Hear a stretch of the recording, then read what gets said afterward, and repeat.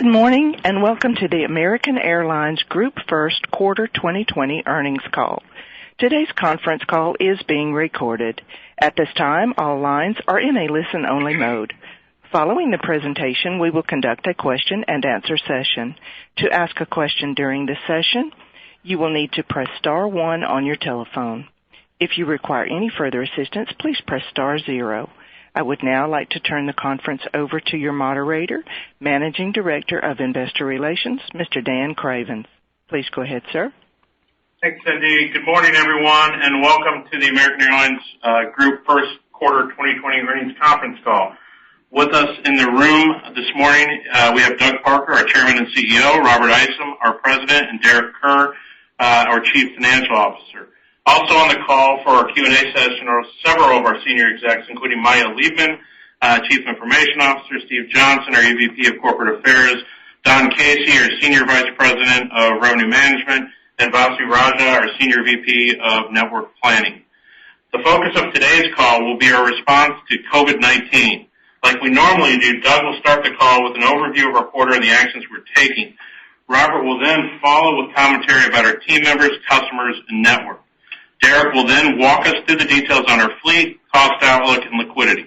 And then after we hear from those comments, we will open the call for analyst questions and lastly, questions from the media. To get in as many questions as possible, please limit yourself to one question and a follow-up. Before we begin, we must state that today's call does contain forward-looking statements, including statements concerning future revenues, costs, forecasts of capacity, fleet plans, and liquidity. These statements represent our predictions and expectations as to future events, but numerous risks and uncertainties could cause actual results to differ from those projected. Information about some of these risks and uncertainties can be found in our earnings release that was issued this morning, along with our Form 10-Q as of March 31st, 2020. In addition, we will be discussing certain non-GAAP financial measures this morning, which exclude the impact of unusual items. A reconciliation to those numbers to the GAAP financial measures is included in the earnings release, and that can be found on our website. A webcast of this will also be archived on our website, and the information that we're giving you on the call is as of today's date, and we undertake no obligation to update the information subsequently. So thanks again for joining us. At this point, I'll turn the call over to our Chairman and CEO, Doug Parker. Thanks, Dan. Good morning, everybody, and thanks for joining us. Before I get into the numbers, I want to offer a few thoughts on the challenging times that we and our entire industry are facing. The spirit and efforts of the American Airlines team during this crisis have been nothing short of extraordinary. The human and economic toll of COVID-19 has been enormous, and like others, we've lost members of our own team, and our hearts are heavy for their families, friends, and coworkers. But in the face of this great loss, the American team continues to rise to the challenge and meet the needs of our customers and the communities we serve. They're putting on their uniforms every day and transporting first responders to where they're most needed and other Americans to where they feel most safe. Our team members are frontline heroes in this battle, and they are what makes America great. So on behalf of the entire leadership team, I want to thank our team for what they continue to do every day. Turning to this quarter's results, by far the most important recent event for our industry's long-term viability has been the passage of the CARES Act, which provides up to $50 billion of much-needed liquidity to U.S. airlines. This unprecedented assistance recognizes the value that commercial airlines provide to our country and is designed to keep our hardworking team members employed and ready to serve the flying public whenever we start moving again. So I want to again thank the administration and Congress for their exceptional support of airlines and our employees. And I think it's important to note that this would not have been possible without a tremendous amount of work and advocacy on behalf of airlines and our team members. So I'd also like to thank Nick Callio and his team at A4A, as well as my fellow A4A CEOs, Ed Bastian, Robin Hayes, Peter Ingram, Gary Kelly, Oscar Munoz, and Brad Tillman. We work in an intensely competitive business, but in response to this crisis, we pulled together to save our industry and save jobs, and I'm proud to have been a part of it. We also had great support from our team members and the unions that represent them. So I'd like to also publicly thank all of our American Airlines union leaders, as well as those who represent other airline employees. We absolutely could not have gotten this done without their leadership and a joint desire from all of us to fight for our team. So as important as the CARES Act is, it certainly doesn't solve everything.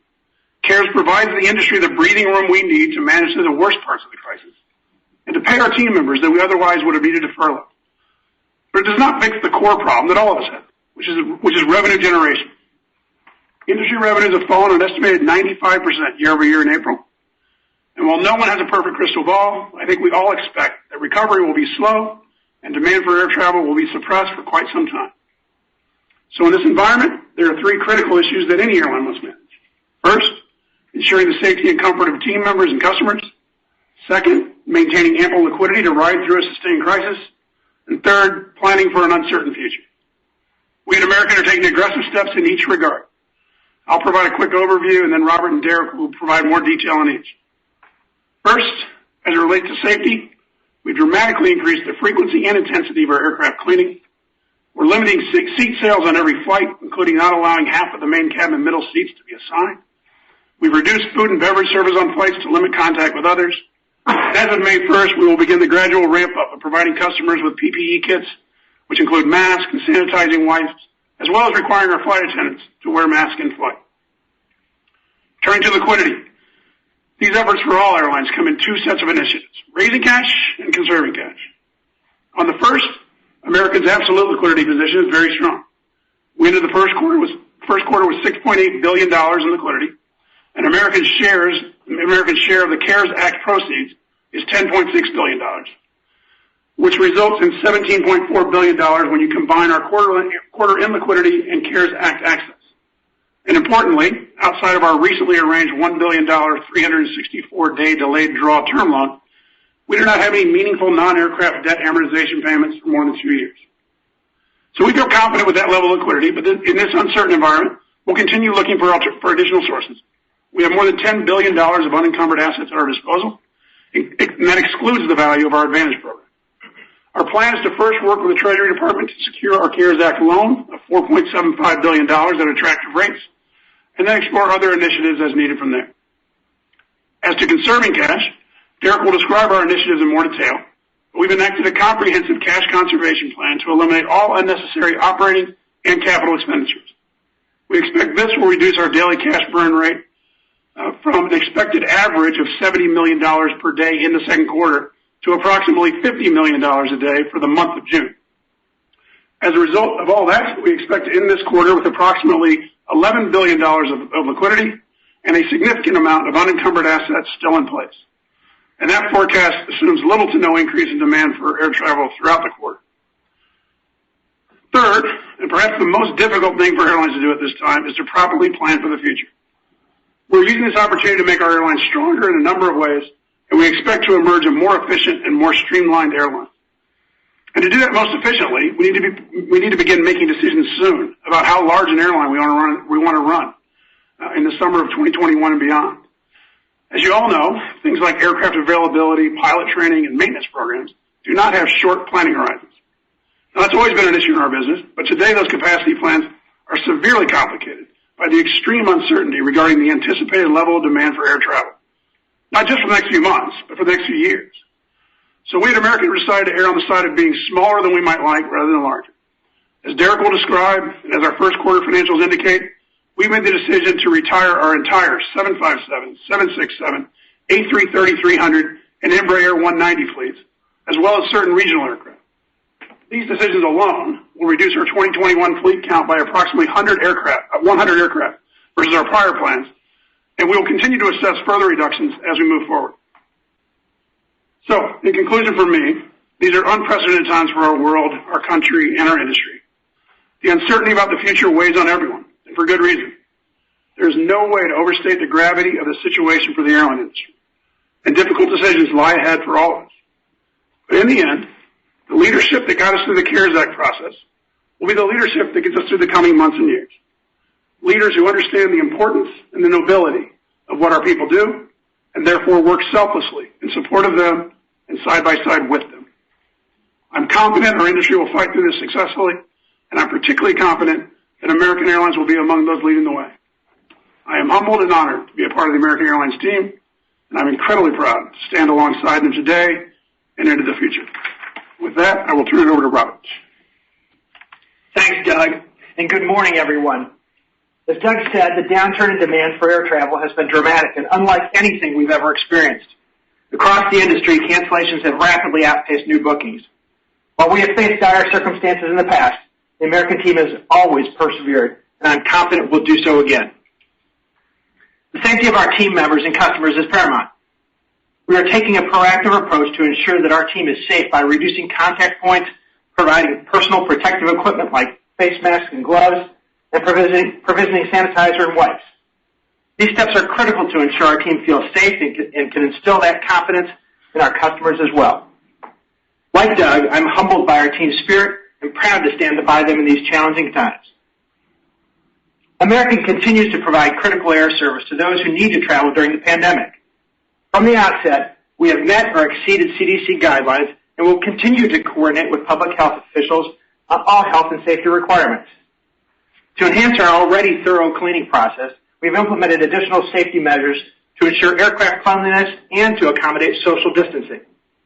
Specifically, we are enhancing our cleaning procedures through expanded fogging on board and the use of EPA-approved disinfectant in high-touch areas. On board, this includes everything from bins and galleys to tray tables, armrests, and seatbelt buckles.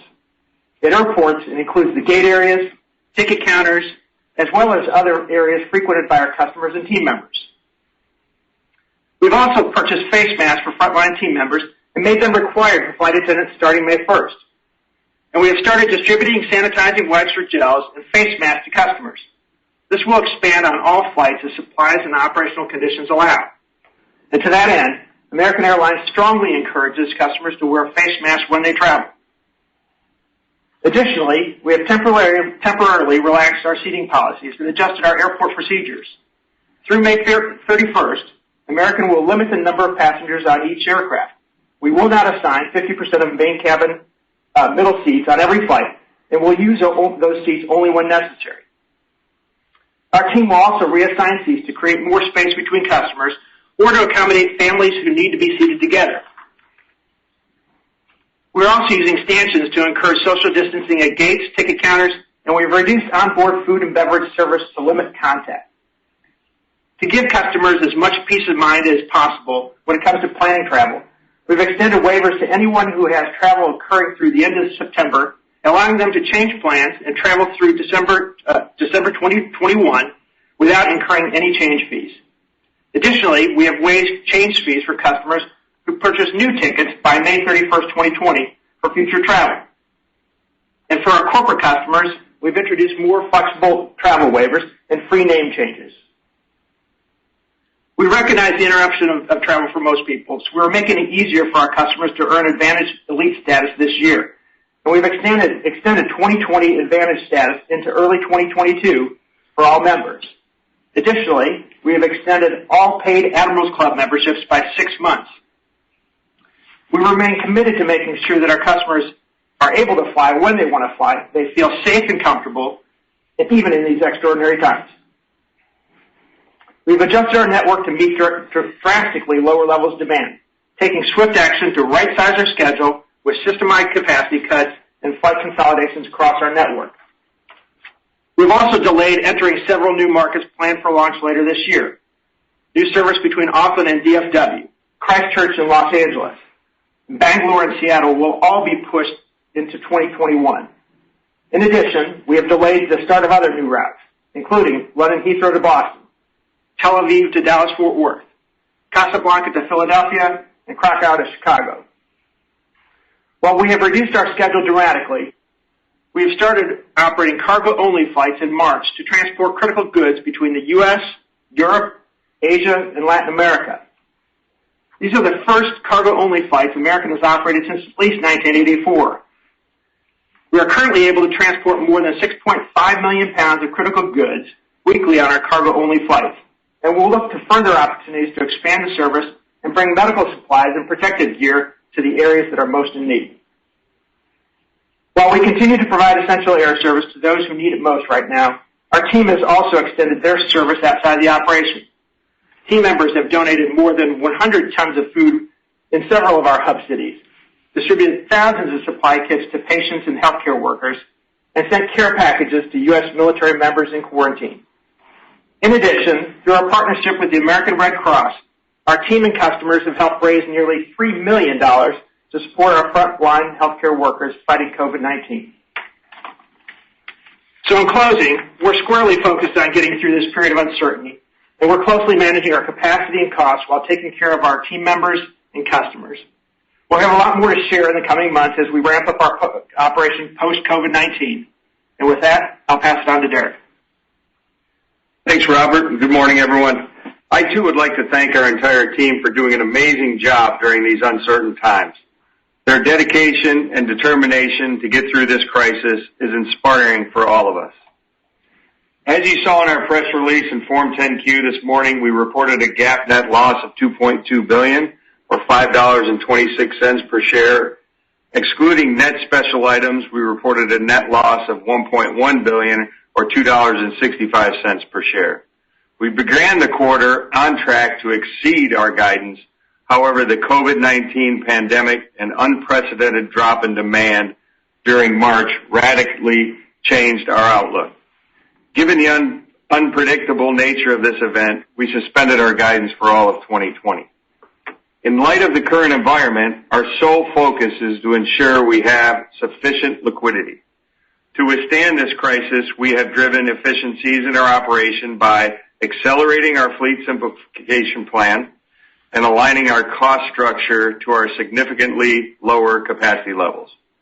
We will continue to match capacity with demand and optimize our costs to our level of flying and identify additional ways to improve our cash burn rate moving forward.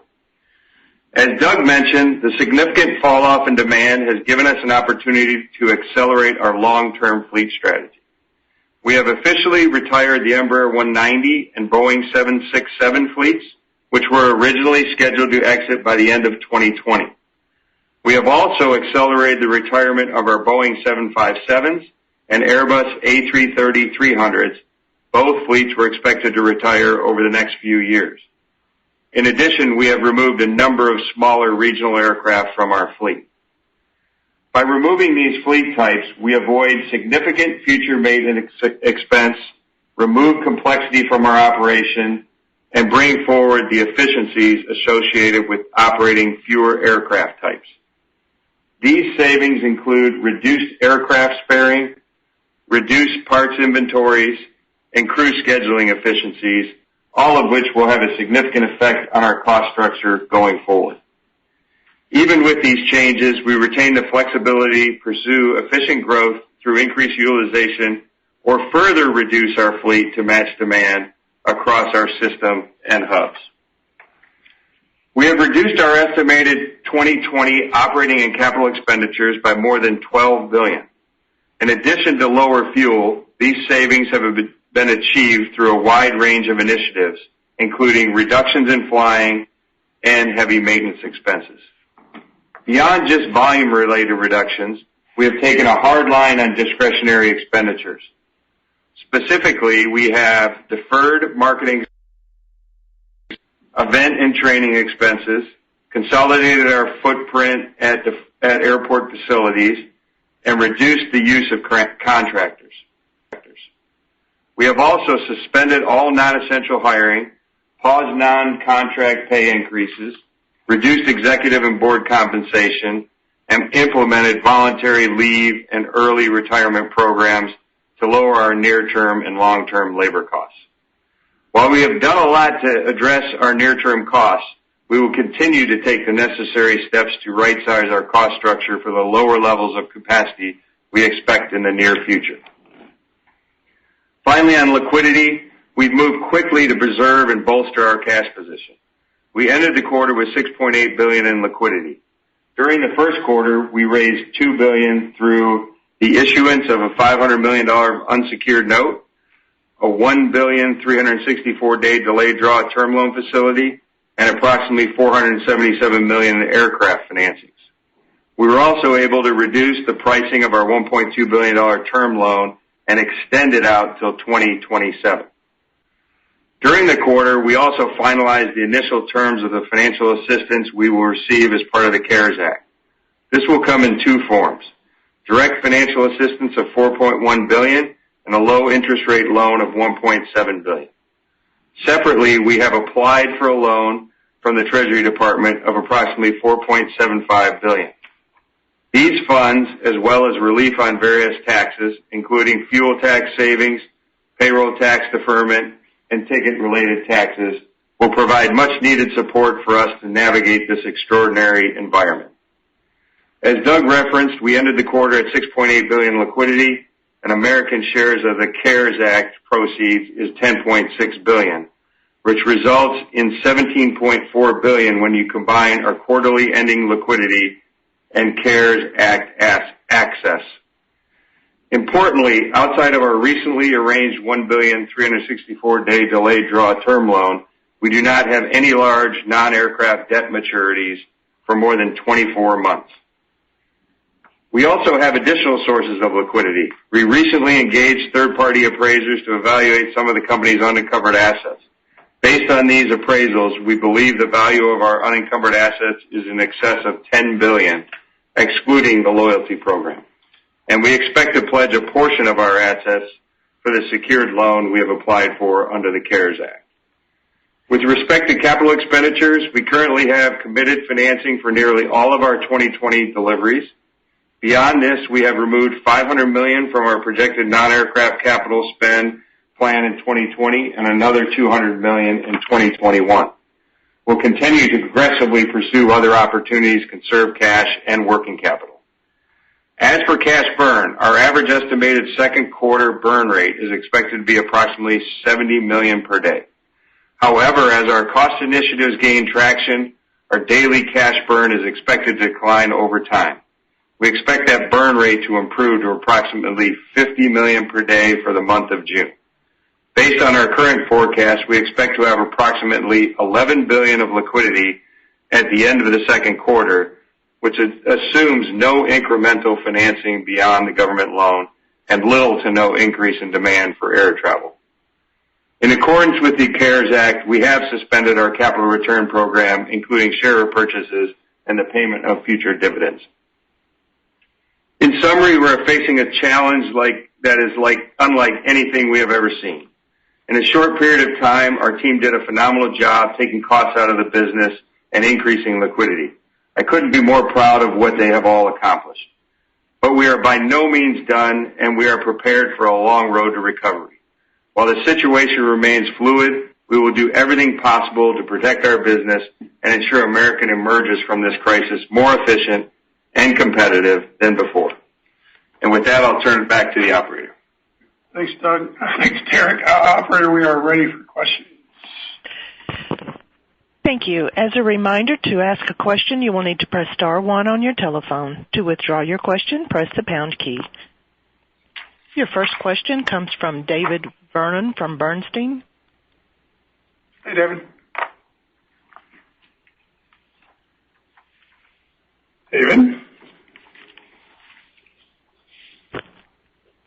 Go ahead, Mr. Vernon.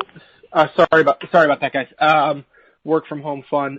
So, Derek, just to clarify, the $11 billion of liquidity at the end of the second quarter, that assumes the inflow from the CARE, both portions of the CARE Act, the grants and the loans. Is that right? Correct. There is a portion of, there's 10% of the grant that does come in the second quarter. So there's about $600 million of the grant that shows up in July. So, but for the most part, yes, it includes about $10 billion of the government grant and loan, and then $600 of it comes in July. Okay, and then as we think about the moving parts to get down to that $50 million burn rate, how much of the actions that would get you to 50 would be either temporary through voluntary sort of time off arrangements? I'm just trying to get a sense for how much of an additional sort of cut to the cash burn rate you guys are going to need to make in that September timeframe as the CARE loans come off.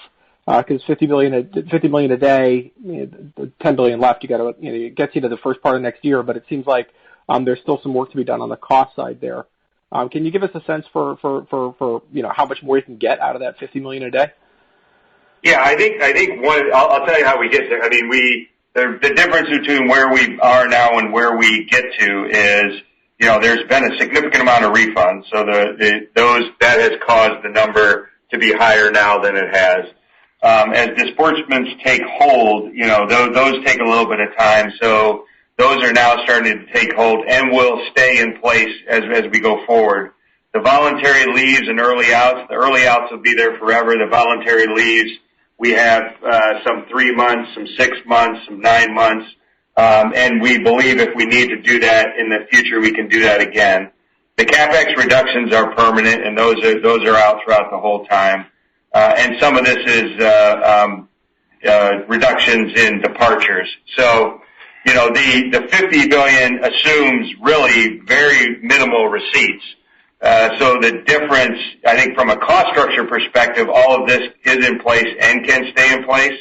The difference of that burn rate, as Doug talked about earlier, the issue with the industry right now is revenues.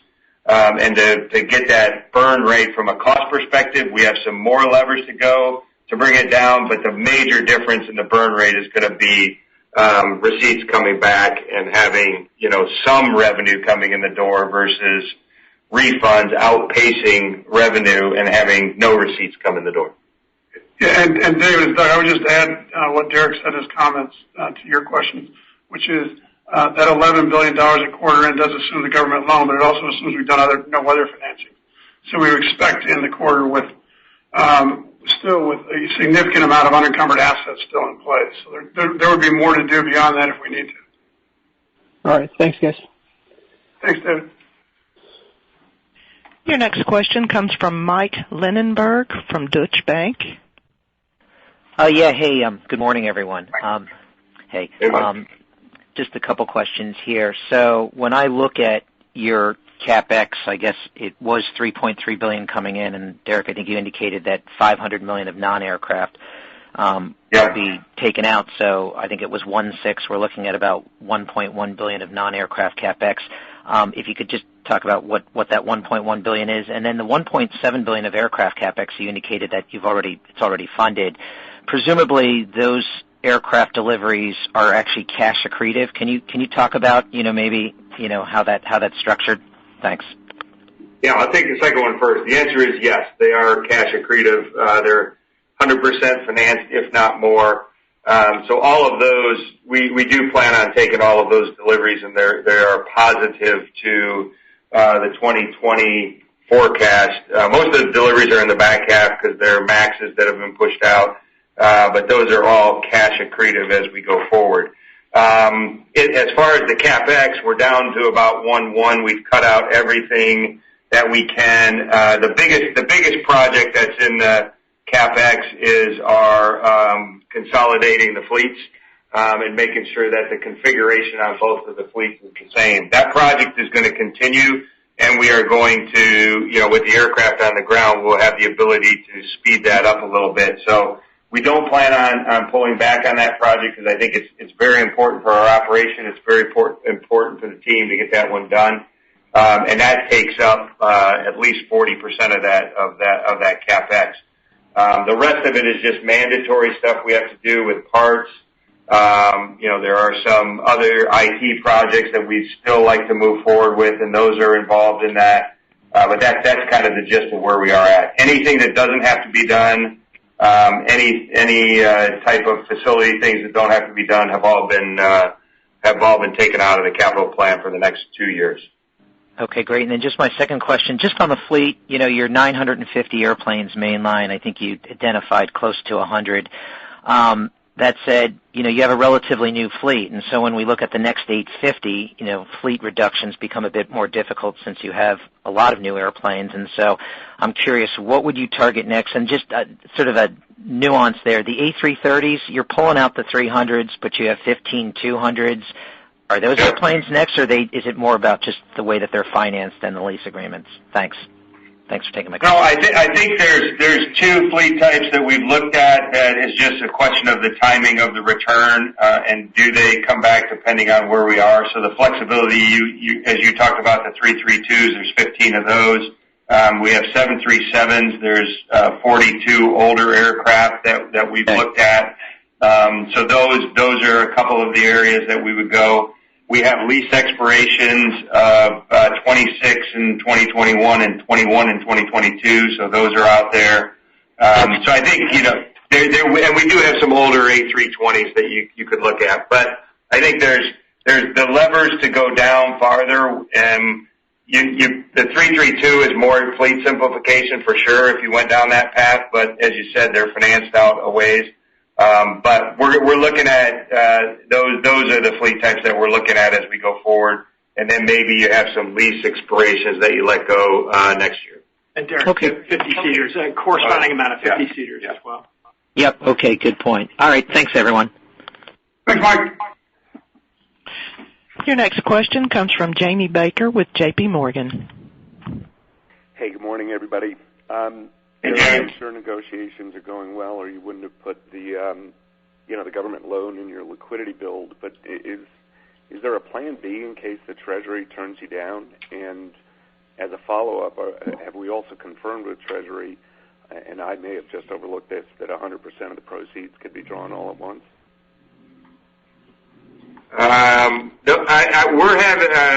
We've been working with Treasury. I mean, the government grant process went really well. We really appreciate everything they've done for this program. We've put in for the loans a week and a half ago, so we've started to have some conversations. But our working with the Treasury team and the PJT team has been great. We've had constructive conversations as we move forward, and with the collateral we have, we believe that we can get a deal done, and that they're going to be reasonable about it. So we're moving down that path. We believe we're going to get it done, and so that's our number one goal as we move forward, to get that complete first, and then with the extra collateral we will have left in the end is to go down and look at other opportunities as we move forward. But I'm confident that working with the Treasury Department and the team that we can get the government loan put in place. And hey, Jamie, it's Doug, if you don't mind. So it gives me a nice opportunity to thank some people in Treasury as well. Look, you and I were amongst those that were around in 2001, and I was running an airline that needed help to get through that from the Treasury Department, and it was extraordinarily difficult. This feels dramatically different than that time. This Treasury Department is working night and day to do everything they can to get much-needed liquidity into the U.S. economy, to make sure that the economy is able to get running again. And that includes how they're treating this airline support. So it was clear with the payroll support program. I think how they handled that. They are doing what they have to do, of course, which is make sure that the U.S. taxpayer is paid back. So when it came to the payroll support program, that they could absolutely guarantee we're getting paid back through things like unemployment savings and higher income taxes. Some 70% of the grant was indeed a grant. That wasn't went into a loan, but a very low interest loan over 10 years. As it relates to the loan program itself, they have, at the time we talked about the payroll support plan. They were good enough to talk to all of us about the loan program itself, and recognize again that they want to be sure that the taxpayers are repaid. But I think they know the best way to do that is ensure that airlines have liquidity to get through a liquidity crisis. So, what they have, again, we still have to get through the work here over the next few weeks. But you're right, we wouldn't have talked about how we're looking to that as our next source of most efficient capital if we didn't feel confident that it would be the next source of efficient capital. But their view is, 5-year loans, different rates for carriers based upon credit rating, as we were told. For us, it's LIBOR plus 350. But at today's LIBOR, that's a little over 4%. 5-year money. That is the most efficient financing out there for American Airlines. And they're looking for, it needs to be secured, but I think they're willing to be certain, more than reasonable about collateral, and also looking to just for appraisals that we have that we feel very confident that we will be able to raise that loan and still have significant unencumbered collateral after it. Got it. Doug, that perspective is actually really, really valuable because you're right. The United precedent with the ATSB was clearly on my mind, so I appreciate all of that commentary. A quick follow-up to your earlier comments, Doug, about resizing the franchise, and this might have been sort of where Mike was going as well. My phone was cutting in and out, but not looking for a 2021 capacity guide unless you want to give us one, but my question is how much could you shrink relative to the 2019 baseline if you only put down owned aircraft and allow leases to expire? I guess put differently, how much could you shrink before there begins to be a cost in terms of parking aircraft? Not thinking about facilities, not thinking about the toll on labor, just a specific aircraft question. Additional airplanes above the 100 that we've already announced? Well, you still have owned and fully depreciated aircraft. You have expirations coming up that I don't have particularly good clarity. And if you allow those to expire and put down owned aircraft, there's no real expense to that. My question is how much on a percentage basis could you shrink ASMs before contemplating putting down an airplane for which there is still an ownership cost or a lease expense? Is that, a 10% relative to 2019? Is it 20%? And if you don't have the figures, that's fine. I mean, we've done some back of the envelope. I was just curious to hear your take. Hey, Jamie, this is Vasu. The figure's a little bit different on an airplanes basis versus an ASMs basis because our gauge will change. Sure. So on an ASMs basis, we estimate that number between 15 to 20%, depending on how you draw that time period. And my number includes all jets, regionals, narrow bodies, wide bodies. But on an ASMs basis, that number is probably more in the 10 to 15%, because of course the things we would look to do would take out smaller jets like 50-seaters, and keep more economical things like bigger 737s, 321s, things like that, right? Perfect. That's exactly what I was looking for. I'll pass the mic to the next analyst. Thank you so much, gentlemen. Good luck. Thank you, Jamie. Your next question comes from Joseph Bernardi from Stifel. Yeah, thanks. Good morning. Derek, can you just talk about the nature of the unencumbered assets that you have, kind of realistically, what sort of capital you could raise against that? And then what is the value of the loyalty program, since that's kind of a pretty big moat between, that's still out there for you? Thank you. Yeah, I think, going to number two, I mean, you're the one that has done the best work on the loyalty programs by far, and your number is pretty good from where we have on an appraisal of the program. So I think the value of that program is high, and I think you have pointed that out rightly so, and you have are in the range of the appraisals that we've gotten back for that. So that has a very high value to us. Of the $10 billion, about $2 billion is aircraft spare parts, engines, those kind of things. About $5 billion is slots, so that gets us to $7 billion. We've got AR about $1.8 billion and real estate about $1.2 billion. So, there are different things we can do with different products. So of that $10 billion, 40% maybe loan to value on certain things, 40 to 50%. Just in the fact that I think some can do more than others and gain more cash from an LTV basis than other collateral, but maybe I'd say 4 to 5.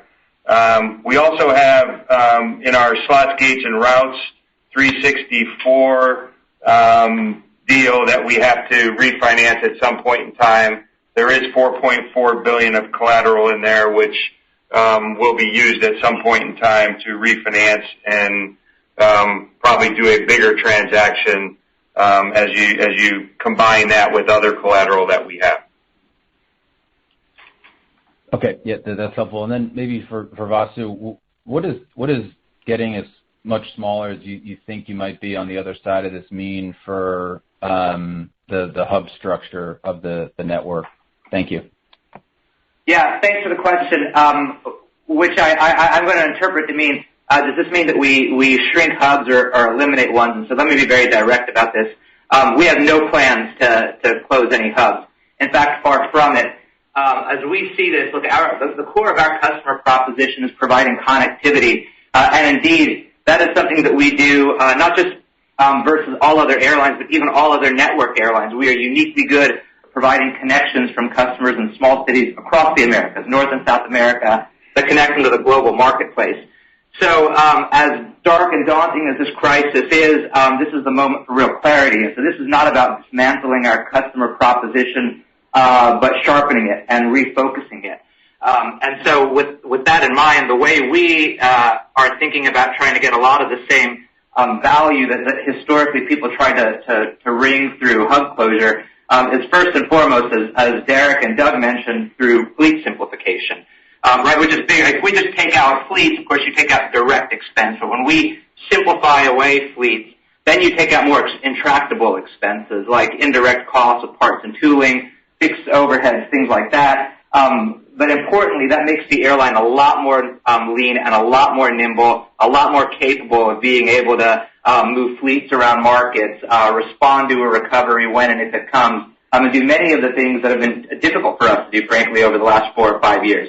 And then two, the other thing that we'd look to do with that kind of agility is really put the capacity even more aggressively to where the demand is. And without going too far into it, I think I can very confidently say you won't see us de-peaking DFW through this whole process.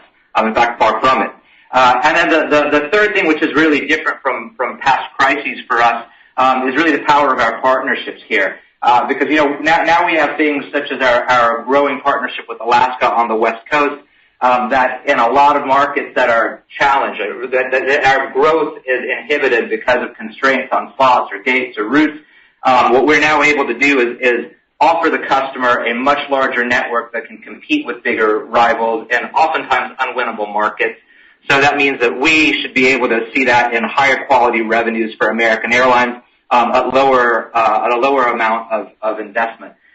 So we do not plan for mass scale hub closures. In fact, our hubs are a massive asset to us as we think about a really very focused customer proposition coming out of this. Thank you. Your next question comes from Duane Pfennigwerth from Evercore. Hey, thanks. Doug, good morning. Regarding your commentary about a multi-year recovery and what this looks like in the long term, just curious if you could share what the financial targets are that will shape your plan. So as we think about the crisis here and now, burning over $6 billion in cash just this quarter, your exit rate implies about a $4.5 billion burn rate into 3Q. Net debt on its way to perhaps $40 billion this year. What are the financial targets that will shape your 2021 plans? Burn less cash? Yeah, thanks, Dwayne. At this point, we're working again, as I think all of us are, getting through the current liquidity crisis rather than building 2021 plans. But for certain, as we come out of this, prior to this, American had gotten to the point where we were happily through a large CapEx program and were moving aggressively toward using our free cash flow to delever the balance sheet. That'll certainly be the case as we come out of this. Now, as we do move to generating free cash flow in the future, the proceeds of that free cash flow will be going to pay down debt and to pay it down as aggressively as we can. So that's what you can expect to see when we get to that point. But nothing more concrete than that in terms of estimates or metrics for 2021 at this point. And then just on the $11 billion liquidity target, what are you assuming for the working capital headwind related to the air traffic liability? We had a lot of questions around this for a number of airlines, not just American. But can you walk us through the mechanics of why the ATL, did not decline in the March quarter and the outlook for that into the June quarter, considering things like cancellations, et cetera? Thanks for taking the questions. Yeah, I mean, the ATL didn't decline in the quarter because it was positive by about, our ATL for the quarter was positive 665. We had positive 785 in January, positive 487 in February, and negative 618 in March. That is the time when ATL does build for us. This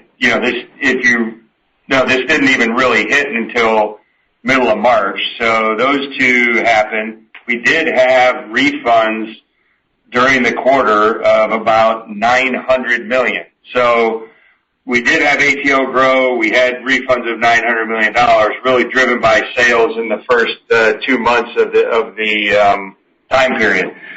We do believe that ATL will decline in the second quarter. Our projections, I think April we had refunds. We haven't finalized it yet, but we think it's in the $600 million range, if not more.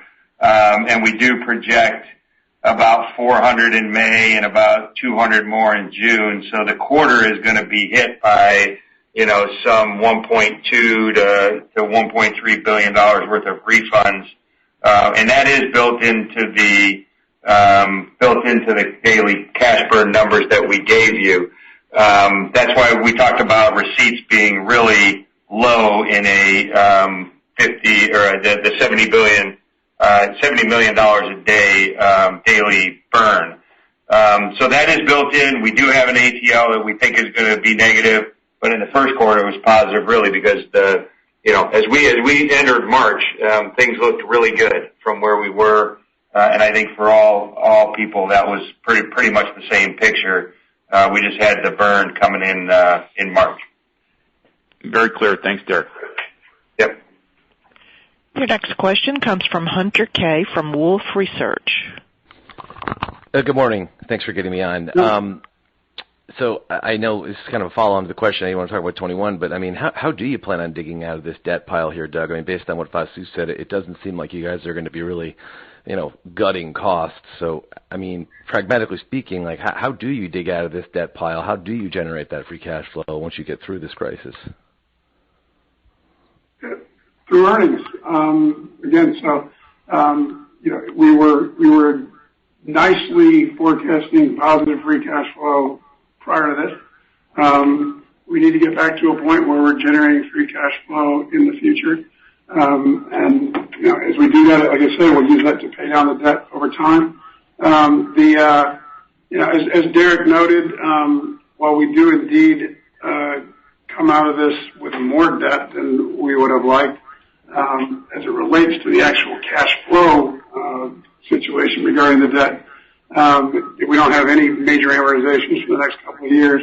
And like I say, as we come out of this, like all carriers, and get to a point, we need to get to a point again where we're generating positive cash flow, which we certainly will at some point. And when we do that, we use that to pay down the debt as we go forward. And Hunter, we are really good. I mean, the work that's been done to get the cost structure where it is right now is only beginning. So, Vasu and his team are working through what the schedule is going to look like in 2021. The whole purpose of retiring fleets was to simplify things and to drive the cost structure where it needs to be, and we're still looking at other opportunities to do that. So we will go through a comprehensive look at the expenses of the airline over the next few months here to right-size the expenses to where Vasu's going from a network perspective. Okay. And then of the 39,000 volunteers for early retirement and and the like, how many of those 39,000 are permanently retired? There's 4,500 early outs. Thank you, Derek. Yep. Your next question comes from Miles Walton from UBS. Thanks. Good morning. Hey, Doug, I just had a question for you on customer behavior, and specifically as you alter some of the procedures for safety on board the plane, and something like blocking the middle seat. How long do you think something like that lasts as if customers get used to it? I mean, is it potentially that you're putting it in there and it has to stay through the vaccine development next year? And just how is that going to feed into your building of 4Q type of projections and scheduling? Yeah, a really good question. All this is rapidly evolving.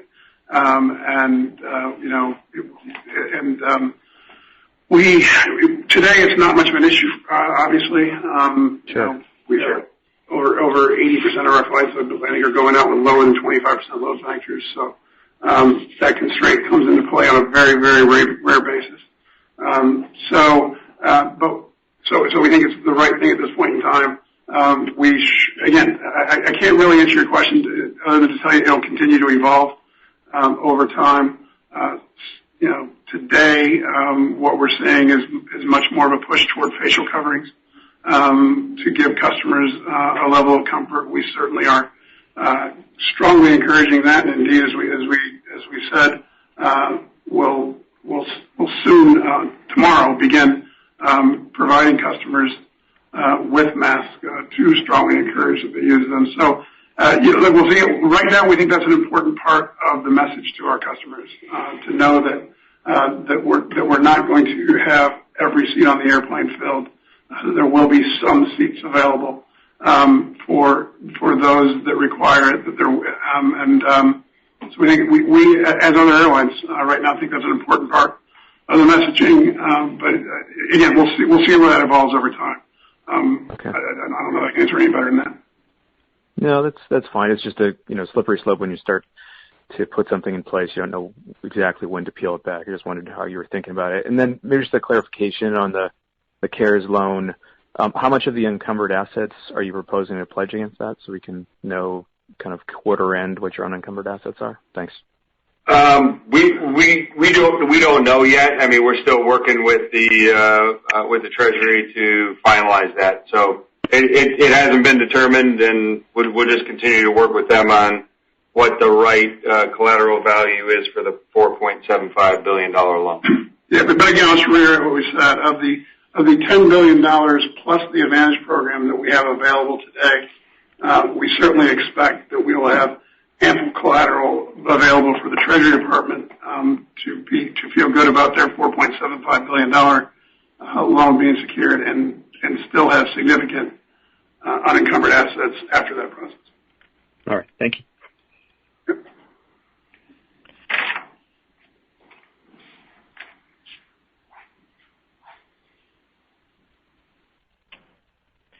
Your next question is from Andrew Dodora from Bank of America. Hi, good morning, everyone. Thanks for getting me in here at the end. Just want to kind of go back to the CARES Act. I guess my understanding of the government loan program is that government's kind of here to be a lender of last resort, and you need to exhaust a lot of your other avenues of financing before accessing the program. Based on your explanation, I think it's fair to assume, would you agree that I'm maybe off on this interpretation? And then as maybe a follow-up to Miles' question, in your discussions with the Treasury, have they indicated the type of collateral that they would be willing to take? Because just trying to get a sense of what you could have left if you need to go to the public markets. Thanks. Yeah, sure, Andrew. Let me start, and then Derek can fill in with details. I mean, as to the lender of last resort point, again, I don't have the legislation in front of me, but it says something to the effect of, CARE has to show that they don't have reasonable access to public markets or something like that. And again, in discussions with them, and I can't stress enough again how exceptionally reasonable and helpful they're being to all of us. We propose things. We mentioned it in things such as, for example, in February or March or sometime earlier this year, Derek, we were able to do a C tranche on a double ETC at We did unsecured at 3.7. We did an unsecured deal at 3.7, so we could do a C tranche on a double ETC at something lower than that. Today, if we try and do a C tranche on a double ETC, it's a some double-digit number. They're certainly not saying go do that. They view that as financing not being available, reasonable financing not being available in reasonable terms. So that's it's for them to ascertain, but certainly their view seems to be not that you need to go use all the collateral you have and come to them only when there's nothing else you can do, irrespective of the cost. So again, which I think is one, the right thing to do for what they're trying to accomplish, which is ensure the industry has the liquidity it needs at reasonable rates, and what we've been told we're going to do. So again, I'm going to use this opportunity to thank them, not just Secretary Mnuchin, who we thanked a lot, but Undersecretary Brent McIntosh, Deputy Secretary Justin Muzinich. The entire team has just been really very helpful about this. So, and then as to the collateral, again, all we can say is that's what we need to work through with them. We have $10 billion of unencumbered assets plus the Advantage program, which has appraised values as Derek indicated, awfully high. So, given all that, we feel good about what we have said, which is that we will go raise the government loan and still have significant unencumbered assets, not outstanding. And then let me use this opportunity to one more give credit where credit's due to Derek and the Treasury team. These numbers we're giving you, $11 billion at year end, at quarter end, with the government loan, has us thus far the most expensive debt we will have raised in that analysis is this government loan. Not to say that we won't need to do other things in the future, but we've been going about this, going to go to the most efficient source of financing throughout, and I think have done so really well. Feel good about that, and we'll continue to do that. Right now that's the next most efficient tranche to go after, so that's where we expect to go. To the extent beyond that we need to do other things, we obviously will do so. I think Gary Kelly on Southwest call said this well. There's an asymmetrical risk right now for cash. Not having enough is really expensive. Having too much may be somewhat expensive, but you'll just use that to pay down debt sooner. That's certainly the way we view it, and we're going about it in a way of raising that which is most efficient first, and getting to those that are less efficient later. Great, thank you for that, Doug. And lastly, Derek, just a quick modeling question here. In the $50 million daily cash burn rate in June and beyond, what are you assuming? What is the WETC amortization assumptions in that number? Thanks. So WETC amortizations for 2020 is about $2.2 billion for the full year. Perfect. Thank you. Yep.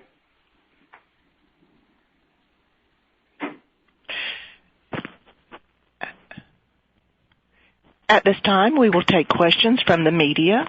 If members of the media would like to ask a question, please press star 1.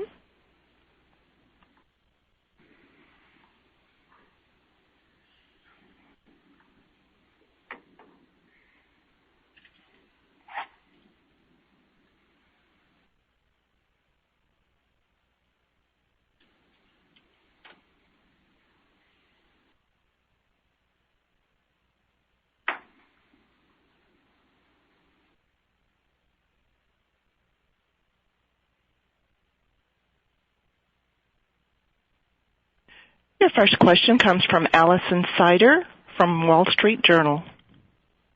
Hello, Allison. Hi, thanks so much. Hi. I was wondering if you could tell us anything about sort of any supply chain issues you're seeing for masks. Where are you getting all these masks for crew and for passengers, and is it getting easier to find them?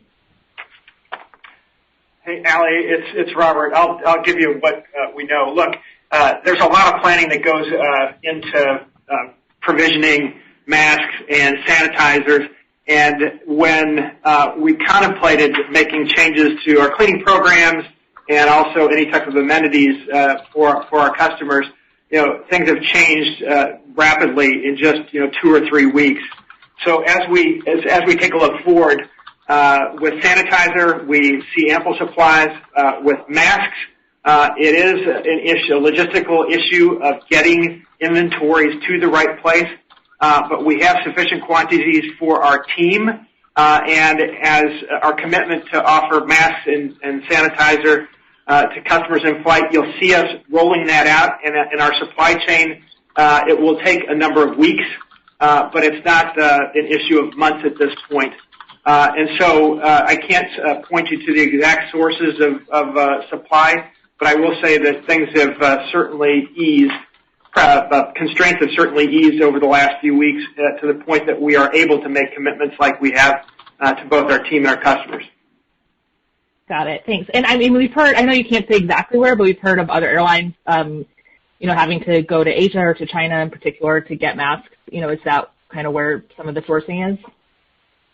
We're sourcing wherever we can get the quality product that meets our needs, throughout the country. But I don't have the specifics on what percentage comes from where. Okay, thanks. Your next question comes from Kyle Arnold from Dallas Morning News. Hey, thanks for taking my call, everyone. You mentioned the 39,000 employees that took the early out leave and reduced hours. Can you talk a little bit about what your permanent workforce situation might look like after that CARES Act restrictions sunset, and how you're going to be looking at the needs and the size of the airline during the next few months? Yeah, Kyle, it's Doug. Obviously hard to tell given the uncertainty around demand, where we will be and how fast the consumer returns and how much we want to fly.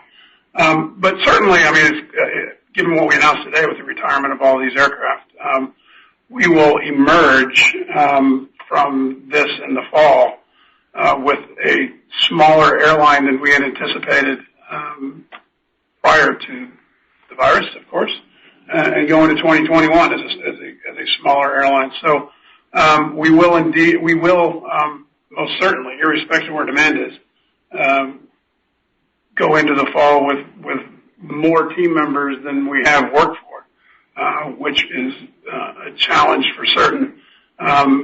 We hope to get through that same way we've gotten to this point. The fact that we had 39,000 of our team members volunteer for leaves and early retirement, I think is indication that we hopefully can be able to manage through that without having to do furloughs at that time. That'd certainly be our goal, to go through and make sure that we have the airline right-sized, properly sized, a good bit smaller than it is today, but do so in a way that takes care of our team, which has been front of mind through this entire process.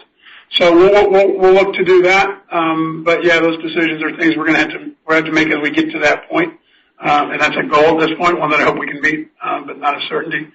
So, again, this is not unique to America. I think we're all working through this at this point. As for right now, we're working through the summer, and through the terms and conditions of the CARES Act itself. And as we get into the fall, we'll have to work. We will certainly be working productively with our team to make sure we're right side. Your next question comes from Mary Schlangenstein from Bloomberg News. Hey, Mary. Hey, good morning. Hey, I wanted to ask, when y'all have been mentioning the Advantage program as not being included in your unencumbered assets, can you talk about your willingness or your unwillingness to have to use that as collateral?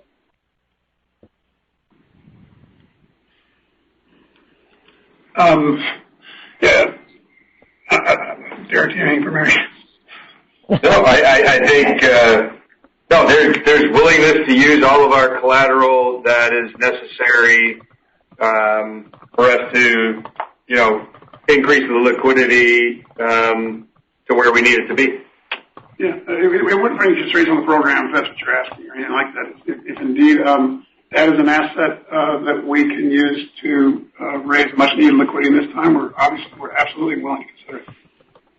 Okay. And if I can also ask, on the worker leaves, do you have any information in terms of, since there are 369, what percentage of those folks would be coming back right around September 30th when the restrictions on the CARES Act loan go away? I don't know that we have that information, Mary, but again, I don't think we have that. Okay, just wondering if that's going to complicate your decisions going forward on whether you need to have furloughs or not if you've got a bunch of folks coming back off of leave at that time. So if that becomes available and I could get that, I'd appreciate it. Yeah, well, anyway, Elise, do you want to answer? Yeah, Mary, I can call you offline about that. I would tell you that some of these leaves, the 3, 6, 9 months, we'll be going back out and looking at extending those wherever we can, if needed. Okay. Thank you. Thanks, Mary.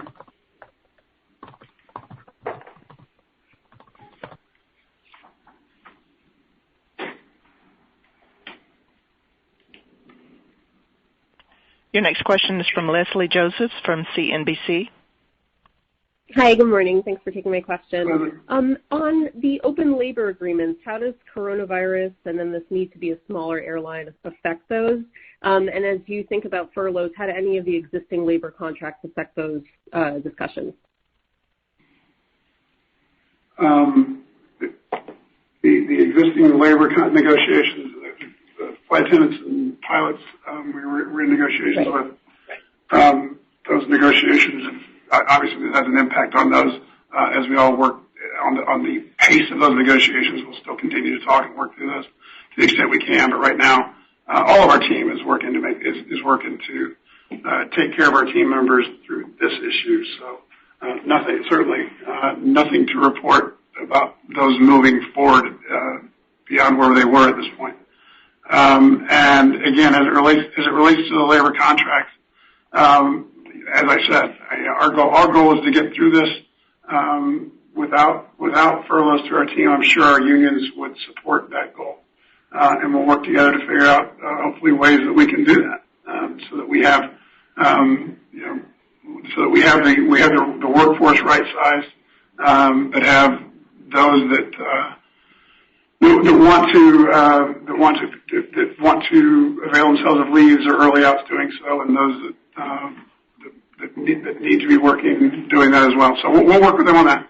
I will note again. Yeah, go ahead.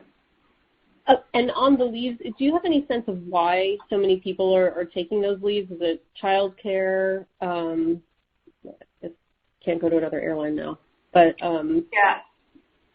Leslie, it's a combination of things, from childcare needs to wanting to take the summer, away from flying. So it's a variety of needs. It all depends on the individual. Thanks.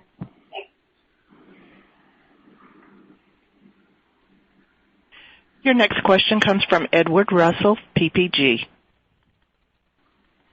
My question. Vasu, I was wondering if you could go a bit more into your statement on all the hubs coming back. Should we expect some hubs to come back faster or more robustly than others? I know you've been talking in the last few years about Charlotte, Dallas, and Washington being the strongest hubs.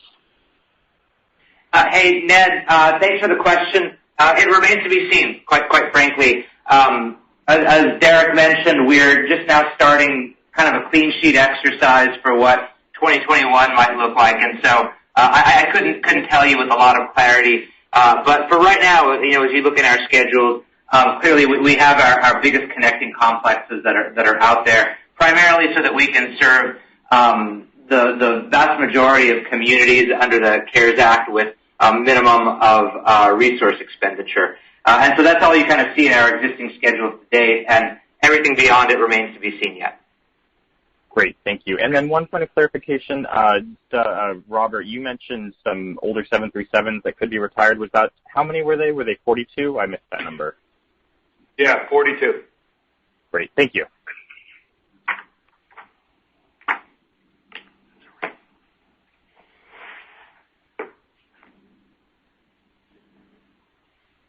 Operator, I think we're done taking questions. That is correct, sir. There are no further questions at this time. Excellent. All right. Well, thanks everybody for your time and attention. I will close where I close my comments, which is obviously this is a difficult time for our industry and our country, but we couldn't be more proud of how our team and our industry is managing through this. We will get through this. I'm certain of that. I know our industry will get through this. We'll fight through this successfully, and I'm particularly confident that American Airlines will be among those leading the way. We will keep you apprised as we move forward. If you have any further questions, please either contact Investor Relations or Corporate Communications. Thanks a lot. Ladies and gentlemen, this does conclude today's conference. Thank you for participating. You may now disconnect.